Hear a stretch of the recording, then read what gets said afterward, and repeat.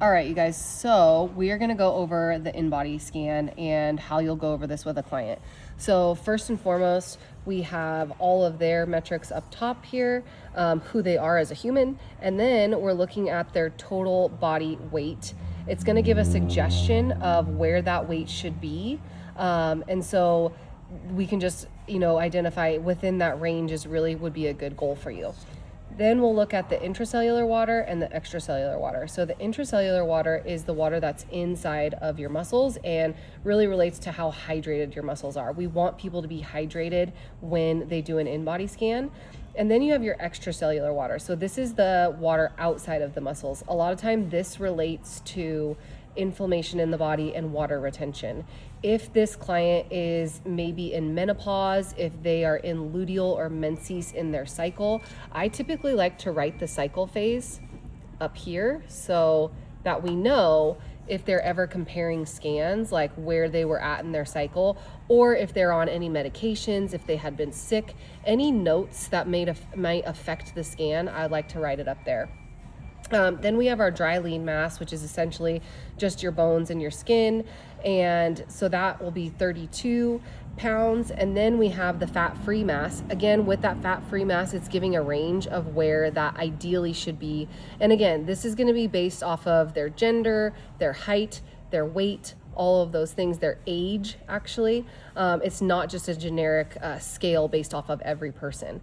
Then we have the body fat mass, which is how many pounds of body fat that they have in their body. So then we're going to come down here to the muscle fat analysis. So we are comparing their weight to their skeletal muscle mass to their body fat mass.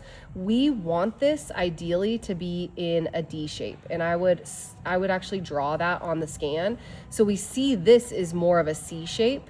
That's what we don't want. We can also sometimes have more of an I shape, and that's not necessarily bad, but ideally we want to work towards the D shape where the skeletal muscle mass is higher than the weight and the body fat mass. Then we have the BMI. I always like to tell folks this is not a great indicator of health, but we do want to see it more in this neutral range here. This would be high, this would be low. This is the neutral where we want things to be. Body fat percentage, again, we want it to be in this neutral range. We have these markers, but ideally body fat, we want to be between 22 and 35% for women. Okay, it's helpful, I think, if you write these metrics on here. And then we go into the segmental lean analysis. So we have the right arm, left arm, trunk, right leg, left leg. What we want is we want all of these lines to essentially be in a straight line, but also we want them to be in a straight line more in this neutral range. So we can see that this person's the percentage wise, it's showing you first of all how many pounds of muscle they have in each limb, but we want these to all be towards 100%. So we can see that this person's trunk, the lower body is a little bit stronger and more muscular than the upper body, and the good goal would be to build some muscle in the upper body. Okay, Sunny, no, hot.